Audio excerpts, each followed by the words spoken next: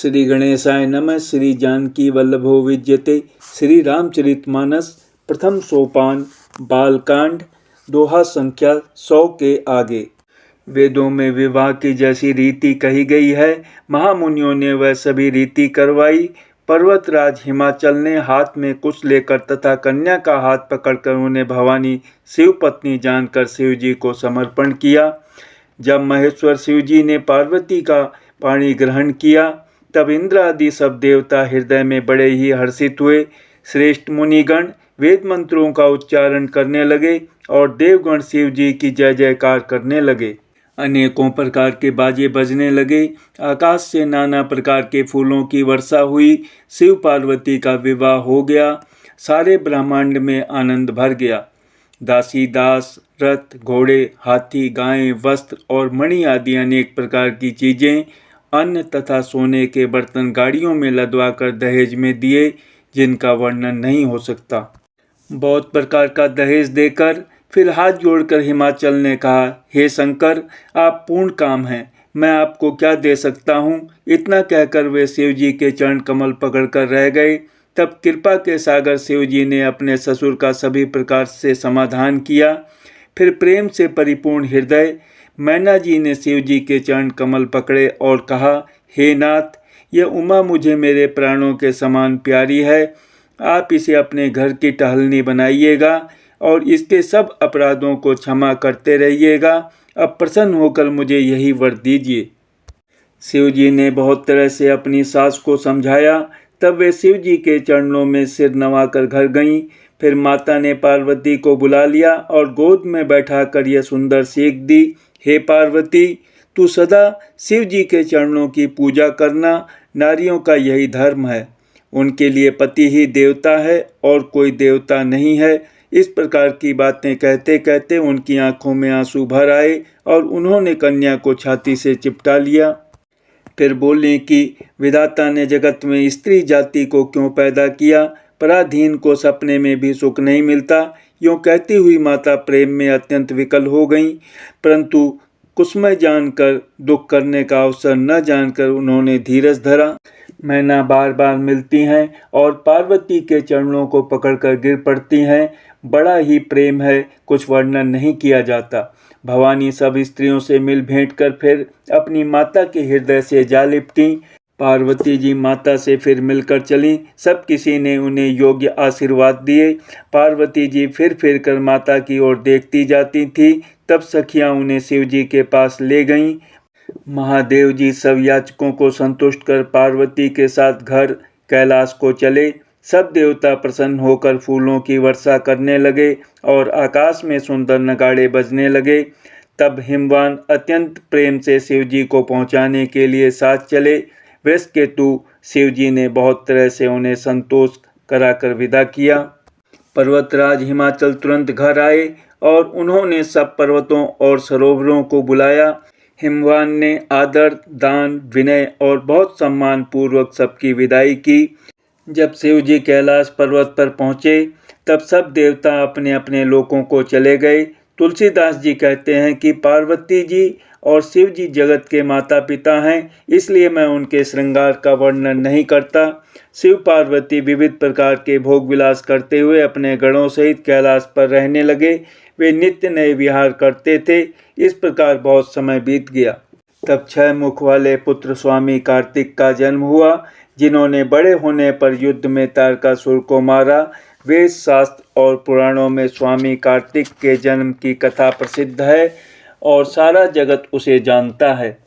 खड़ानन स्वामी कार्तिक के जन्म, कर्म, प्रताप और महान पुरुषार्थ को सारा जगत जानता है। इसलिए मैंने वृषकेतु शिव जी के पुत्र का चरित्र संक्षेप से ही कहा है। शिव पार्वती के विवाह की इस कथा को जो स्त्री पुरुष कहेंगे और गाएंगे, वे कल्याण के कार्यों और विवाह आदि मंगलों में सदा सुख पावेंगे। गिरिजापति महादेव जी का चरित्र समुद्र के समान अपार है, उसका पार वेद भी नहीं पाते। तब अत्यंत मंदबुद्धि और गंवार तुलसीदास उसका वर्णन कैसे कर सकता है। शिव जी के रसीले और सुहावने चरित्र को सुनकर मुनि भरद्वाज जी ने बहुत ही सुख पाया। कथा सुनने की उनकी लालसा बहुत बढ़ गई। नेत्रों में जल भर आया तथा रोमावली खड़ी हो गई। वे प्रेम में मुग्ध हो गए। मुख से वाणी नहीं निकलती। उनकी यह दशा देखकर ज्ञानी मुनि याज्ञवल्क्य बहुत प्रसन्न हुए और बोले, हे मुनीश, आहा, तुम्हारा जन्म धन्य है। तुमको गौरीपति शिवजी प्राणों के समान प्रिय हैं। शिवजी के चरण कमलों में जिनकी प्रीति नहीं है, वे श्री रामचंद्र जी को स्वप्न में भी अच्छे नहीं लगते। विश्वनाथ श्री शिवजी के चरणों में निष्कपट विशुद्ध प्रेम होना, यही राम भक्त का लक्षण है। शिव जी के समान रघुनाथ जी की भक्ति का व्रत धारण करने वाला कौन है, जिन्होंने बिना ही पाप के सती जैसी स्त्री को त्याग दिया और प्रतिज्ञा करके श्री रघुनाथ जी की भक्ति को दिखा दिया। हे भाई, श्री रामचंद्र जी को शिव जी के समान और कौन प्यारा है। मैंने पहले ही शिव जी का चरित्र कहकर तुम्हारा भेद समझ लिया। तुम श्री रामचंद्र जी के पवित्र सेवक हो और समस्त दोषों से रहित हो। मैंने तुम्हारा गुण और शील जान लिया। अब मैं श्री रघुनाथ जी की लीला कहता हूँ, सुनो। हे मुनि सुनो, आज तुम्हारे मिलने से मेरे मन में जो आनंद हुआ है वह कहा नहीं जा सकता। हे मुनीश्वर, रामचरित अत्यंत अपार है। 100 करोड़ शेष जी भी उसे नहीं कह सकते। तथापि जैसा मैंने सुना है वैसा वाणी के स्वामी प्रेरक और हाथ में धनुष लिए हुए प्रभु श्री रामचंद्र जी का स्मरण करके कहता हूँ। सरस्वती जी कठपुतली के समान हैं और अंतर्यामी स्वामी श्री रामचंद्र जी सूत पकड़कर कठपुतली को नचाने वाले सूत्रधार हैं। अपना भक्त जानकर जिस कवि पर वे कृपा करते हैं, उसके हृदय रूपी आंगन में सरस्वती को वे नचाया करते हैं। उन्हीं कृपालु श्री रघुनाथ जी को मैं प्रणाम करता हूँ और उन्हीं के निर्मल गुणों की कथा कहता हूँ। कैलाश पर्वतों में श्रेष्ठ और बहुत ही रमणीय है, जहाँ शिव पार्वती जी सदा निवास करते हैं।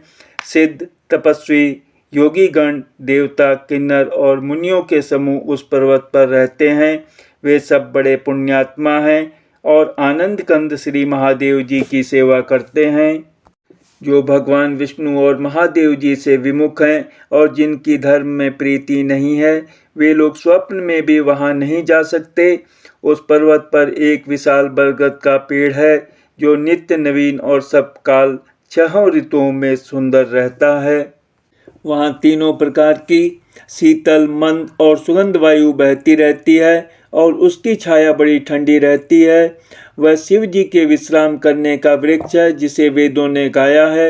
एक बार प्रभु श्री शिव जी उस वृक्ष के नीचे गए और उसे देखकर उनके हृदय में बहुत आनंद हुआ। अपने हाथ से बांगवार बिछाकर कृपालु शिव जी स्वभाव से ही बिना किसी खास प्रयोजन के वहां बैठ गए। कुंद के पुष्प, चंद्रमा और शंख के समान उनका गौर शरीर था। बड़ी लंबी भुजाएं थीं और वे मुनियों के से वलकल वस्त्र धारण किए हुए थे। उनके चरण नए, पूर्ण रूप से खिले हुए लाल कमल के समान थे। नखों की ज्योति भक्तों के हृदय का अंधकार हरने वाली थी। सांप और भस्म ही उनके भूषण थे और उन त्रिपुरासुर के शत्रु शिव जी का मुख शरद पूर्णिमा के चंद्रमा की शोभा को भी हरने वाला, फीकी करने वाला था। उनके सिर पर जटाओं का मुकुट और गंगा जी शोभायान थी। कमल के समान बड़े बड़े नेत्र थे। उनका नीलकंठ था और वे सुंदरता के भंडार थे। उनके मस्तक पर द्वितीया का चंद्रमा शोभित था। कामदेव के शत्रु शिव जी वहाँ बैठे हुए ऐसे शोभित हो रहे थे, मानो शांत रस ही शरीर धारण किए बैठा हो। अच्छा मौका जानकर शिव पत्नी माता पार्वती जी उनके पास गईं। अपनी प्यारी पत्नी जानकर शिव जी ने उनका बहुत आदर सत्कार किया और अपनी बाईं ओर बैठने के लिए आसन दिया। पार्वती जी प्रसन्न होकर शिव जी के पास बैठ गईं। उन्हें पिछले जन्म की कथा स्मरण हो आई। स्वामी के हृदय में अपने ऊपर पहले की अपेक्षा अधिक प्रेम समझकर पार्वती जी हंसकर प्रिय वचन बोली। याज्ञवल्क्य जी कहते हैं कि जो कथा सब लोगों का हित करने वाली है, उसे ही पार्वती जी पूछना चाहती हैं। पार्वती जी ने कहा, हे संसार के स्वामी, हे मेरे नाथ, हे त्रिपुरासुर का वध करने वाले, आपकी महिमा तीनों लोकों में विख्यात है। चर अचर नाग मनुष्य और देवता सभी आपके चरण कमलों की सेवा करते हैं। हे प्रभु, आप समर्थ, सर्वज्ञ और कल्याण स्वरूप हैं, सब कलाओं और गुणों के निधान हैं और योग, ज्ञान तथा वैराग्य के भंडार हैं। आपका नाम शरणागतों के लिए कल्प वृक्ष है। हे सुख की राशि, यदि आप मुझ पर प्रसन्न हैं और सचमुच मुझे अपनी दासी या अपनी सच्ची दासी जानते हैं, तो हे प्रभु, आप श्री रघुनाथ जी की नाना प्रकार की कथा कहकर मेरा ज्ञान दूर कीजिए। जिसका घर कल्प वृक्ष के नीचे हो, वह भला दरिद्रता से उत्पन्न दुख को क्यों सहेगा। हे शशिभूषण, हे नाथ, हृदय में ऐसा विचार कर मेरी बुद्धि के भारी भ्रम को दूर कीजिए। हे प्रभु, जो परमार्थ तत्व ब्रह्म के ज्ञाता और वक्ता मुनि हैं, वे श्री रामचंद्र जी को अनादि ब्रह्म कहते हैं और शेष, सरस्वती, वेद और पुराण सभी श्री रघुनाथ जी का गुण गाते हैं।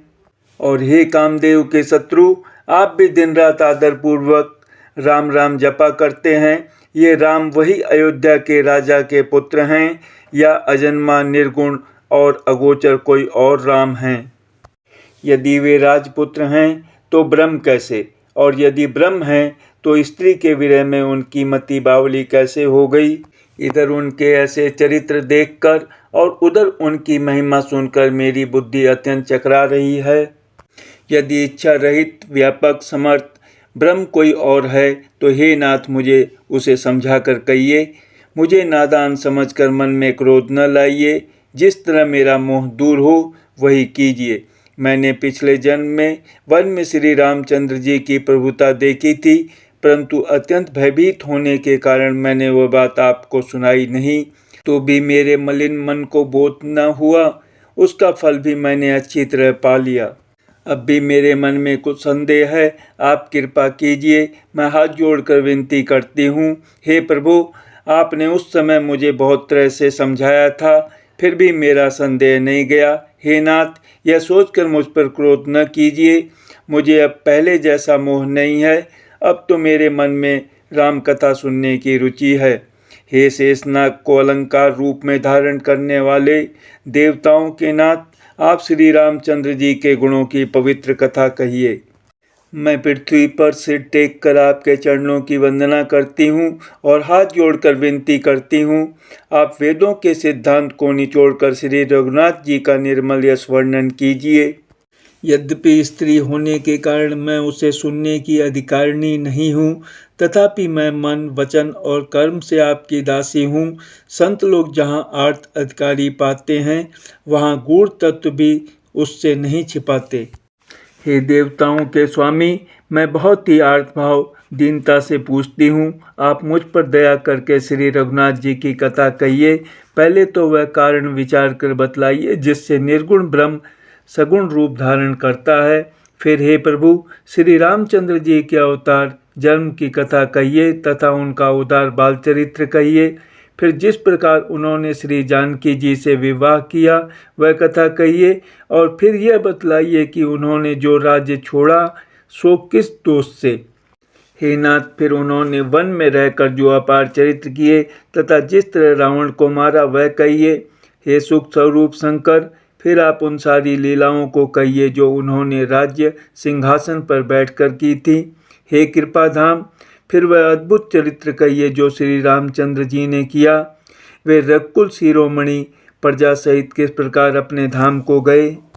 हे प्रभु, फिर आप उस तत्व को समझा कर कहिए जिसकी अनुभूति में ज्ञानी मुनिगण सदा मग्न रहते हैं, और फिर भक्ति, ज्ञान, विज्ञान और वैराग्य का विभाग सहित वर्णन कीजिए।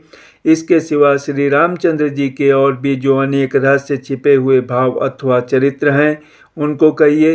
हे नाथ, आपका ज्ञान अत्यंत निर्मल है। हे प्रभु, जो बात मैंने न भी पूछी हो, हे दयालु, उसे भी आप छिपा न रखिएगा। वेदों ने आपको तीनों लोकों का गुरु कहा है। दूसरे पामर जीव इस रहस्य को क्या जाने। पार्वती जी के सहज, सुंदर और छल रहित सरल प्रसंग को सुनकर शिव जी के मन को बहुत अच्छे लगे। श्री महादेव जी के हृदय में सारे रामचरित्र आ गए। प्रेम के मारे उनका शरीर पुलकित हो गया और नेत्रों में जल भर आया। श्री रघुनाथ जी का रूप उनके हृदय में आ गया, जिससे स्वयं परमानंद स्वरूप शिव जी ने भी अपार सुख पाया। शिव जी 2 घड़ी तक ध्यान के रस आनंद में डूबे रहे। फिर उन्होंने मन को बाहर खींचा और तब वे प्रसन्न होकर श्री रघुनाथ जी का चरित्र वर्णन करने लगे, जिसके बिना जाने झूठ भी सत्य मालूम होता है, जैसे बिना पहचाने रस्सी में सांप का भ्रम हो जाता है और जिसके जान लेने पर जगत उसी तरह लोप हो जाता है, जैसे जागने पर स्वप्न का भ्रम जाता रहता है। मैं उन्हीं श्री रामचंद्र जी के बाल रूप की वंदना करता हूँ, जिनका नाम जपने से सब सिद्धियाँ सहज ही प्राप्त हो जाती हैं। मंगल के धाम, अमंगल के हरने वाले और श्री दशरथ जी के आंगन में खेलने वाले बाल रूप श्री रामचंद्र जी मुझ पर कृपा करें। त्रिपुरासुर का वध करने वाले शिव जी श्री रामचंद्र जी को प्रणाम करके आनंद में भरकर अमृत के समान वाणी बोले, हे गिरजा कुमारी पार्वती, तुम धन्य हो, धन्य हो, तुम्हारे समान कोई उपकारी नहीं है। जो तुमने श्री रघुनाथ जी की कथा का प्रसंग पूछा है, जो कथा समस्त लोगों के लिए जगत को पवित्र करने वाली गंगा जी के समान है, तुमने जगत के कल्याण के लिए ही प्रश्न पूछे हैं। तुम श्री रघुनाथ जी के चरणों में प्रेम रखने वाली हो। हे पार्वती, मेरे विचार में तो श्री राम जी की कृपा से तुम्हारे मन में स्वप्न में भी शोक, मोह, संदेह और भ्रम कुछ भी नहीं है। फिर भी तुमने इसीलिए वही पुरानी शंका की है कि इस प्रसंग के कहने सुनने से सबका कल्याण होगा। जिन्होंने अपने कानों से भगवान की कथा नहीं सुनी, उनके कानों के छिद्र सांप के बिल के समान हैं। जिन्होंने अपने नेत्रों से संतों के दर्शन नहीं किए, उनके वे नेत्र मोर के पंखों पर दिखने वाले नकली आँखों की गिनती में हैं। वे सिर कड़वी तुम्बी के समान है, जो श्री हरि और गुरु के चरण तल पर नहीं झुकते। जिन्होंने भगवान की भक्ति को अपने हृदय में स्थान नहीं दिया, वे प्राणी जीते हुए ही मुर्दे के समान है। जो जीव श्री रामचंद्र जी के गुणों का गान नहीं करती, वह मेढक की जीभ के समान है। वह हृदय वज्र के समान कड़ा और निष्ठुर है, जो भगवान के चरित्र सुनकर हर्षित नहीं होता। हे पार्वती, श्री रामचंद्र जी की लीला सुनो। यह देवताओं का कल्याण करने वाली और दैत्यों को विशेष रूप से मोहित करने वाली है। श्री रामचंद्र जी की कथा कामधेनु के समान सेवा करने से सब सुखों को देने वाली है और सत्पुरुषों के समाज ही सब देवताओं के लोक हैं। ऐसा जानकर इसे कौन न सुनेगा। श्री रामचंद्र जी की कथा हाथ की सुंदर ताली है, जो संदेह रूपी पक्षियों को उड़ा देती है। फिर राम कथा कलयुग रूपी वृक्ष को काटने के लिए कुल्हाड़ी है। हे गिरजा कुमारी, तुम इसे आदर पूर्वक सुनो। वेदों ने श्री रामचंद्र जी के सुंदर नाम, गुण, चरित्र, जन्म और कर्म सभी अनगिनत कहे हैं। जिस प्रकार भगवान श्री रामचंद्र जी अनंत हैं, उसी तरह उनकी कथा, कीर्ति और गुण भी अनंत हैं। तो भी तुम्हारी अत्यंत प्रीति देखकर जैसा कुछ मैंने सुना है और जैसी मेरी बुद्धि है, उसी के अनुसार मैं कहूँगा। हे पार्वती, तुम्हारा प्रसंग स्वाभाविक ही सुंदर, सुखदायक और संत सम्मत है और मुझे तो बहुत ही अच्छा लगा है। परंतु हे पार्वती, एक बात मुझे अच्छी नहीं लगी, यद्यपि वह तुमने मोह के वश होकर ही कही है। तुमने जो यह कहा कि वे राम कोई और हैं, जिन्हें वेद गाते और मुनिजन जिनका ध्यान धरते हैं, जो मोह रूपी पिशाच के द्वारा ग्रस्त है, पाखंडी है, भगवान के चरणों से विमुख है और जो झूठ सच कुछ भी नहीं जानते, ऐसे अधम मनुष्य ही इस तरह कहते सुनते हैं। जो अज्ञानी, मूर्ख, अंधे और भाग्यहीन हैं और जिनके मन रूपी दर्पण पर विषय रूपी काई जमी हुई है, जो व्यभिचारी, छली और बड़े कुटिल हैं और जिन्होंने कभी स्वप्न में भी संत समाज के दर्शन नहीं किए और जिन्हें अपनी लाभ हानि नहीं सूझती, वे ही ऐसी वेद विरुद्ध बातें कहा करते हैं। जिनका हृदय रूपी दर्पण मैला है और जो नेत्रों से हीन है, वे बेचारे श्री रामचंद्र जी का रूप कैसे देखें। जिनको निर्गुण सगुण का कुछ भी विवेक नहीं है, जो अनेक मनगढ़ंत बातें बका करते हैं, जो श्री हरि की माया के वश में होकर जगत में जन्म मृत्यु के चक्र में भ्रमते फिरते हैं, उनके लिए कुछ भी कह डालना असंभव नहीं है। जिन्हें वायु का रोग, सन्निपात, उन्माद आदि हो गया हो, जो भूत के वश हो गए हैं और जो नशे में चूर हैं, ऐसे लोग विचार कर वचन नहीं बोलते। जिन्होंने महामोह रूपी मदिरा पी रखी है, उनके कहने पर कान न देना चाहिए। अपने हृदय में ऐसा विचार कर संदेह छोड़ दो और श्री रामचंद्र जी के चरणों को भजो। हे पार्वती, ब्रह्म रूपी अंधकार के नाश करने के लिए सूर्य की किरणों के समान मेरे वचनों को सुनो। सगुण और निर्गुण में कुछ भी भेद नहीं है। मुनि, पुराण, पंडित और वेद सभी ऐसा कहते हैं। जो निर्गुण, अरूप, निराकार, अलग, अव्यक्त और अजन्मा है, वही भक्तों के प्रेमवश सगुण हो जाता है। जो निर्गुण है वही सगुण कैसे है? जैसे जल और ओले में भेद नहीं, दोनों जल ही हैं, ऐसे ही निर्गुण और सगुण एक ही हैं।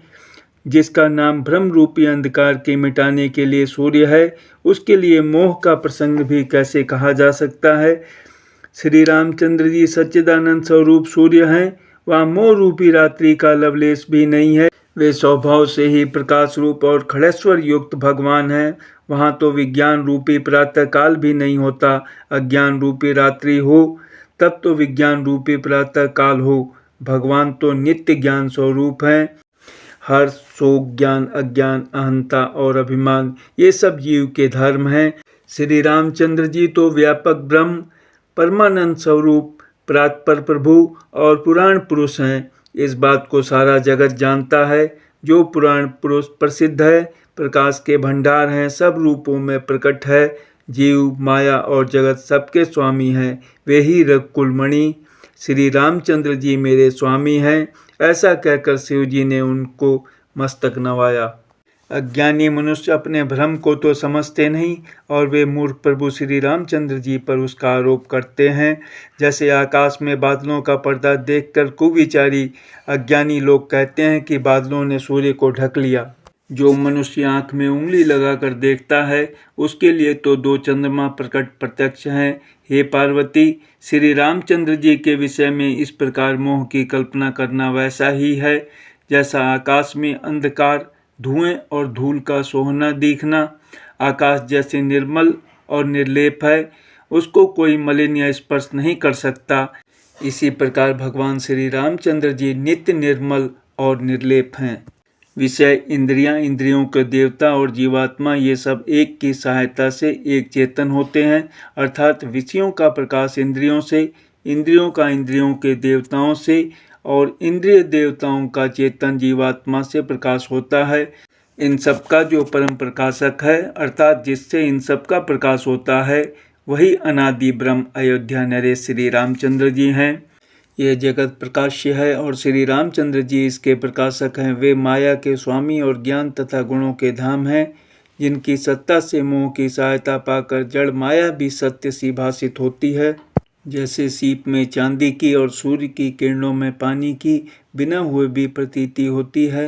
यद्यपि यह प्रतीति तीनों कालों में झूठ है, तथापि इस भ्रम को कोई हटा नहीं सकता। इसी तरह यह संसार भगवान के आश्रित रहता है। यद्यपि यह असत्य है तो भी दुख तो देता ही है। जिस तरह स्वप्न में कोई सिर काट ले तो बिना जागे वह दुख दूर नहीं होता। हे पार्वती, जिनकी कृपा से इस प्रकार का भ्रम मिट जाता है, वही कृपालु श्री रघुनाथ जी हैं, जिनका आदि और अंत किसी ने नहीं जान पाया। वेदों ने अपनी बुद्धि से अनुमान करके इस प्रकार नीचे लिखे अनुसार गाया है। वह ब्रह्म बिना ही पैर के चलता है, बिना ही कान के सुनता है, बिना ही हाथ के नाना प्रकार के काम करता है, बिना मुँह जिह्वा के ही सारे 6 रसों का आनंद लेता है और बिना ही वाणी के बहुत योग्य वक्ता है। वह बिना ही शरीर त्वचा के स्पर्श करता है, बिना ही आँखों के देखता है और बिना ही नाक के सब गंधों को ग्रहण करता है, सूंघता है। उस ब्रह्म की करनी सभी प्रकार से ऐसी अलौकिक है कि जिसकी महिमा कही नहीं जा सकती, जिसका वेद और पंडित इस प्रकार वर्णन करते हैं और मुनि जिसका ध्यान धरते हैं, वही दशरथ नंदन भक्तों के हितकारी अयोध्या के स्वामी भगवान श्री रामचंद्र जी हैं। हे पार्वती, जिनके नाम के बल से काशी में मरते हुए प्राणी को देखकर मैं उसे राम मंत्र देकर शोक रहित कर देता हूँ, मुक्त कर देता हूँ, वही मेरे प्रभु रघुश्रेष्ठ श्री रामचंद्र जी जड़ चेतन के स्वामी और सबके हृदय के भीतर की जानने वाले हैं। विवश होकर बिना इच्छा के भी जिनका नाम लेने से मनुष्यों के अनेक जन्मों में किए हुए पाप जल जाते हैं, फिर जो मनुष्य आदरपूर्वक उनका स्मरण करते हैं वे तो संसार रूपी दुस्तर समुद्र को गाय के खुर से बने हुए गड्ढे के समान अर्थात बिना किसी परिश्रम के पार कर जाते हैं। हे पार्वती, वही परमात्मा श्री रामचंद्र जी हैं। उनमें भ्रम देखने में आता है। तुम्हारा ऐसा कहना अत्यंत ही अनुचित है। इस प्रकार का संदेह मन में लाते ही मनुष्य के ज्ञान, वैराग्य आदि सारे सद्गुण नष्ट हो जाते हैं। शिव जी के भ्रमनाशक वचनों को सुनकर पार्वती जी के सब कुतर्कों की रचना मिट गई। श्री रघुनाथ जी के चरणों में उनका प्रेम और विश्वास हो गया और कठिन असंभावना जिसका होना संभव नहीं, ऐसी मिथ्या कल्पना जाती रही। बार बार स्वामी शिव जी के चरण कमलों को पकड़कर और अपने कमल के समान हाथों को जोड़कर पार्वती जी मानो प्रेम रस में सान कर सुंदर वचन बोली। आपकी चंद्रमा की किरणों के समान शीतल वाणी सुनकर मेरा अज्ञान रूपी शरद ऋतु कवार की धूप का भारी ताप मिट गया। हे कृपालु, आपने मेरा सब संदेह हर लिया। अब श्री रामचंद्र जी का यथार्थ स्वरूप मेरी समझ में आ गया।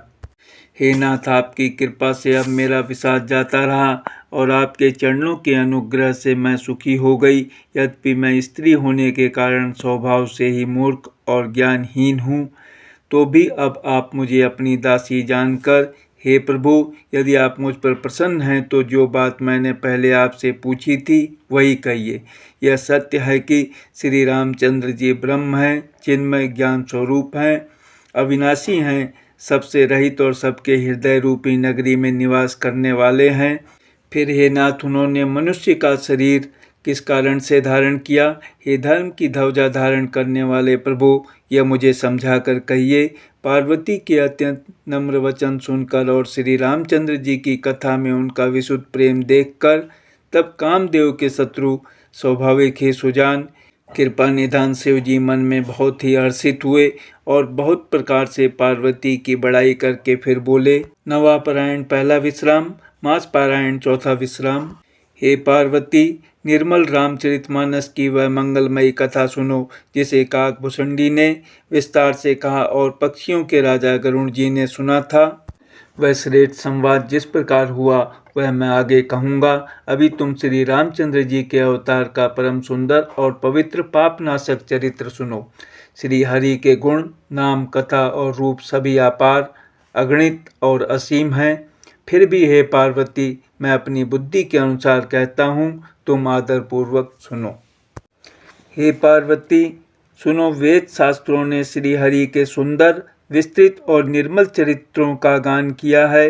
हरि का अवतार जिस कारण से होता है वह कारण बस यही है, ऐसा नहीं कहा जा सकता। अनेकों कारण हो सकते हैं और ऐसे भी हो सकते हैं जिन्हें कोई जान ही नहीं सकता। हे सयानी, सुनो, हमारा मत तो यह है कि बुद्धि, मन और वाणी से श्री रामचंद्र जी की तर्कना नहीं की जा सकती। तथापि संत, मुनि, वेद और पुराण अपनी अपनी बुद्धि के अनुसार जैसा कुछ कहते हैं और जैसा कुछ मेरी समझ में आता है। हे सुमुखी, वही कारण मैं तुमको सुनाता हूँ।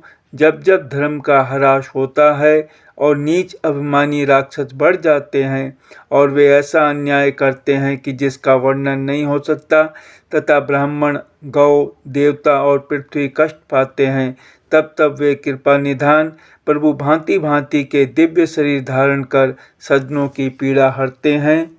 वे असुरों को मारकर देवताओं को स्थापित करते हैं, अपने श्वास रूप वेदों की मर्यादा की रक्षा करते हैं और जगत में अपना निर्मल यश फैलाते हैं।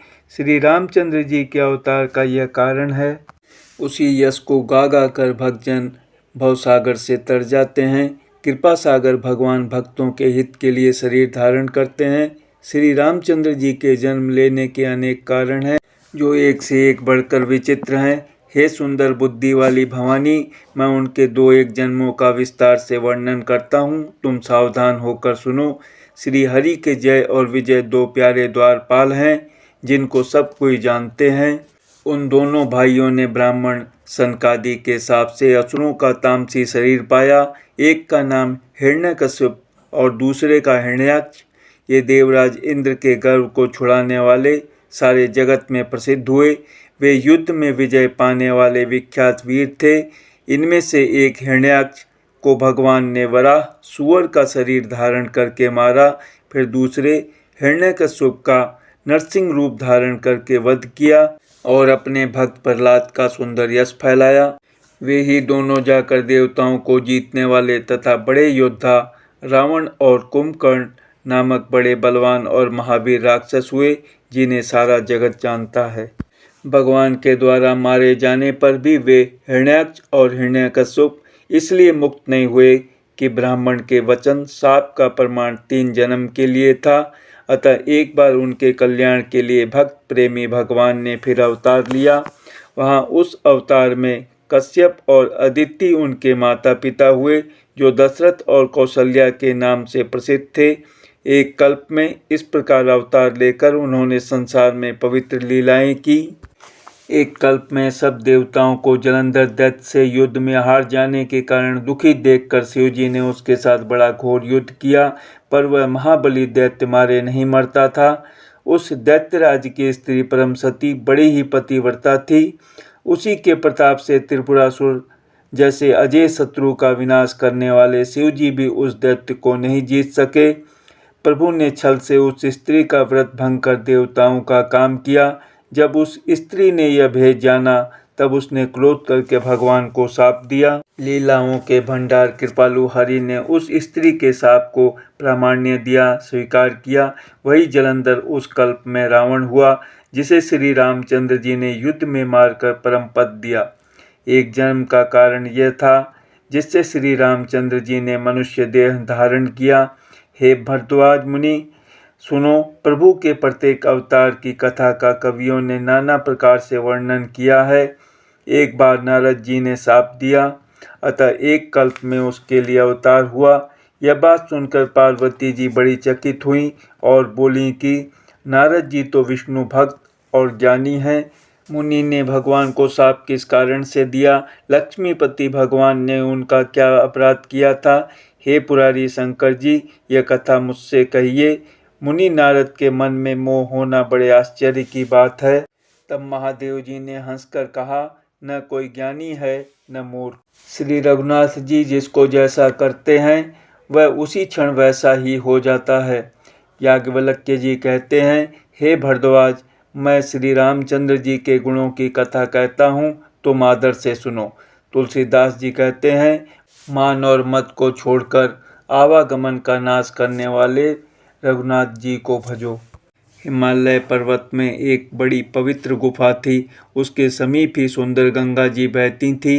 वह परम पवित्र सुंदर आश्रम देखने पर नारद जी के मन को बहुत ही सुहावना लगा। पर्वत, नदी और वन के सुंदर विभागों को देखकर नारद जी का लक्ष्मीकांत भगवान के चरणों में प्रेम हो गया। भगवान का स्मरण करते ही उन नारद मुनि के शाप की, जो शाप उन्हें दक्ष प्रजापति ने दिया था और जिसके कारण वे एक स्थान पर नहीं ठहर सकते थे, गति रुक गई और मन के स्वाभाविक ही निर्मल होने से उनकी समाधि लग गई। नारद मुनि की यह तपोमयी स्थिति देखकर देवराज इंद्र डर गया। उसने कामदेव को बुलाकर उसका आदर सत्कार किया और कहा कि मेरे हित के लिए तुम अपने सहायकों सहित नारद की समाधि भंग करने को जाओ। यह सुनकर मीनध्वज कामदेव मन में प्रसन्न होकर चला। इंद्र के मन में यह डर हुआ कि देवऋषि नारद मेरी पुरी अमरावती का निवास राज्य चाहते हैं। जगत में जो कामी और लोभी होते हैं वे कुटिल कौवे की तरह सबसे डरते हैं। जैसे मूर्ख कुत्ता सिंह को देखकर सूखी हड्डी लेकर भागे और वह मूर्ख यह समझे कि कहीं उस हड्डी को सिंह न छीन ले, वैसे ही इंद्र को नारद जी मेरा राज्य छीन लेंगे ऐसा सोचते लाज नहीं आई। जय श्री राम।